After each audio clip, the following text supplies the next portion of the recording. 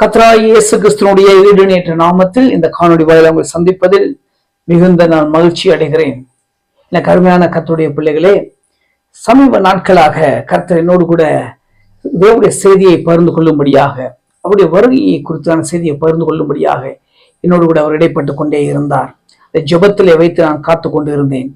இந்த நாட்களிலும் கூட கர்த்தர் மத்தேயு எழுதின சுவிசேஷ புஸ்தகம் 24ஆம் அதிகாரத்திலிருந்து தேவ செய்தியை கொடுக்கும்படியாக கர்த்தர் கிருபை பாராட்டி இருக்கிறார். அதிலிருந்து 2 வசனங்களை மாத்திரம் வாசித்து நாம் கர்த்தருடைய வருகையை குறித்தான செய்திக்குள்ளாக கடந்து வருவோமாக. மத்தேயு எழுதின சுவிசேஷம் 24ஆம் அதிகாரம் 32, 33 மாத்திரம் நாம் வாசிப்போமாக. அத்திமரத்தினால் ஒரு உவமையை கற்றுக்கொள்ளுங்கள். அதிலே விலங்குகளை தோன்றி துளிர் விடும் போது வசந்த காலம் சமீபமாயிற்று என்று அறிவீர்கள். அப்படியே இவைகள் எல்லாம் நீங்கள் காணும் போது அவர் சமீபமாய் வாசல் அருகே வந்திருக்கிறார் என்று அறியுங்கள். ஆம், பிரியமான கர்த்தருடைய பிள்ளைகளே, இந்த 24ஆம் அதிகாரத்திலே நான் வாசிப்போமே ஆனால்,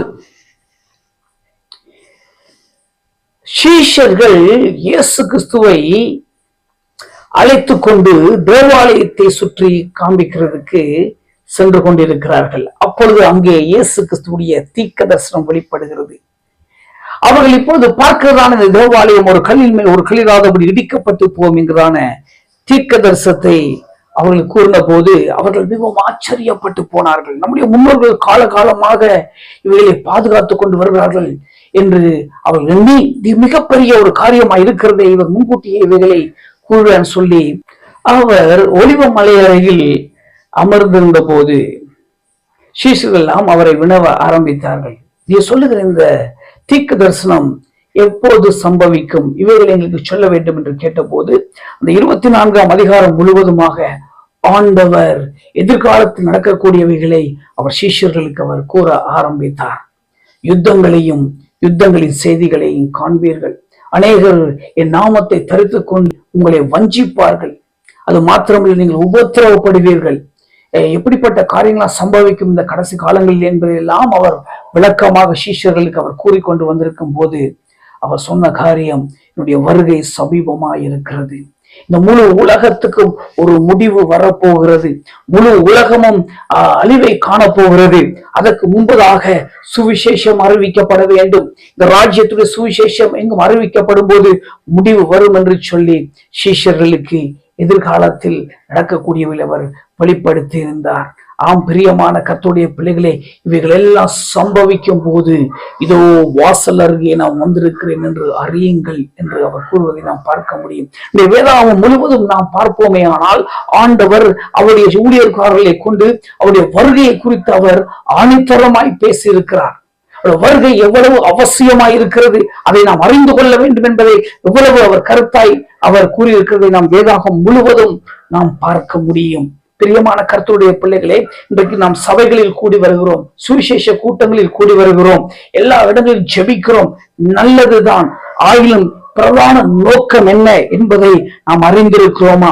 சுவிசேஷம் அறிவிக்கப்படும் போது இயேசு கிறிஸ்து நமக்காக இந்த பூமியிலே பிறந்தார், நமக்காக மரித்தார், மறுபடியும் உயிர்த்தார்.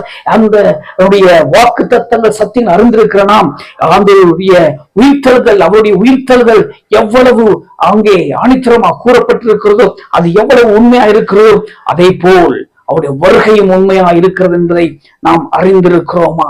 இந்த உலகத்திற்கு எல்லாம் ஒரு முடிவு வரும்போது எனக்கு கருமையான கர்த்தருடைய பிள்ளைகளே, வருகை இருக்கிறது என்பதை நாம் அறிந்திருக்கிறோமா? ஆம், இந்த காரியங்களை, இந்த சத்தியங்களை நாம் அறிய வேண்டும் என்று சொல்லி, அதில் நாம் ஜாக்கிரதையா இருக்க வேண்டும் என்று சொல்லி யாக்கோபு 5ஆம் அதிகாரம் 8ஆம் வசனத்தில் நாம் வாசிக்க முடியும்.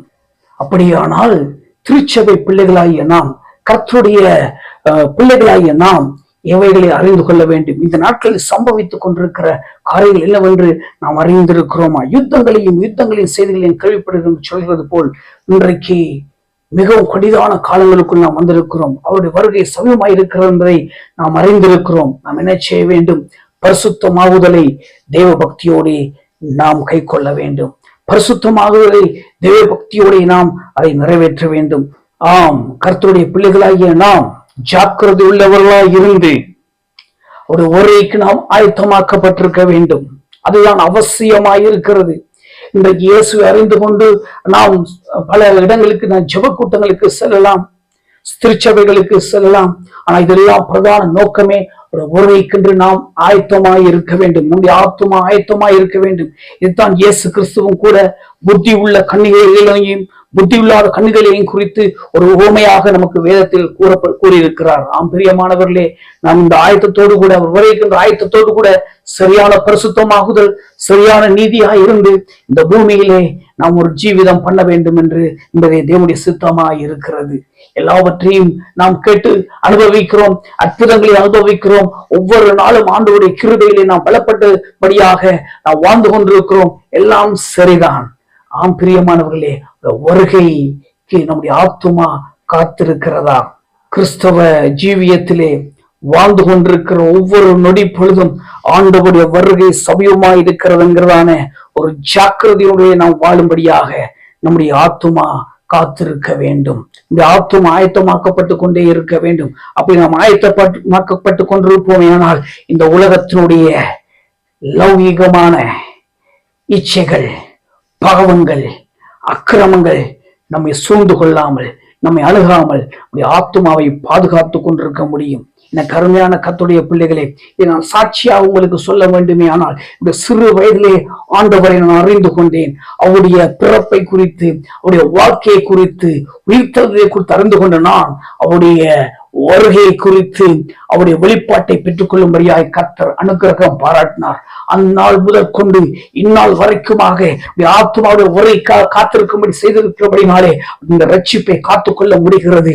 அவருக்கு ஒரு வாழ்க்கையை வாழ்ந்து அவருக்குரியதாக ஒரு வைராக்கியமாய் வாழும்படியாக ஒரு ஜீவியத்தை வாழ முடிகிறது. எனக்கு அருமையான கர்த்தருடைய பிள்ளைகளே, உங்களுடைய வாழ்க்கையிலே, கிறிஸ்துவ வாழ்க்கையிலே கர்த்தர் இந்த நாட்களிலே செய்ய விரும்புகிற காரியம் என்ன, உங்களுக்கு கூற விரும்புகிற காரியம் என்ன என்பதை நீங்கள் அறிந்திருக்கிறீர்களா? அவருடைய வருகைக்கென்று ஆயத்தமாக்கப்படுகிறதான ஒரு ஆயத்தத்தோடு கூட நாம் காணப்படுகிறோமா? எனக்கு அருமையான கர்த்தருடைய பிள்ளையே, இந்த தேவ செய்தியை கூறும்படியாக என் ஆண்டவர் மறுபடியும் நிறைவேற்றினாலே உங்களுக்கு முன்பாக இதை சாட்சியாகவும் இந்த வார்த்தைகளை கூறும்படியாகவும் கர்த்தர் கிருபை பாராட்டி கொண்டிருக்கிறார். அவருடைய வருகை மிகவும் சமயமாய் இருக்கிறது. ஆயத்தமாவோமாக, கர்த்தருக்கு காத்திருப்போமாக. அவருடைய வருகையிலே நாம் எடுத்துக் கொள்ளப்படும்படியாக ஒரு தூய்மையான வாக்கியம் வந்து அவருக்காக நாம் காத்திருப்போமாக. கர்த்தர் உங்கள் ஒவ்வொருவரையும் இந்த செய்தியின் மூலமாக உங்களை ஆயத்தப்படுத்துவாராக. அவருடைய வருகைக்கென்று ஆயத்தப்படுத்துவாராக. God bless you.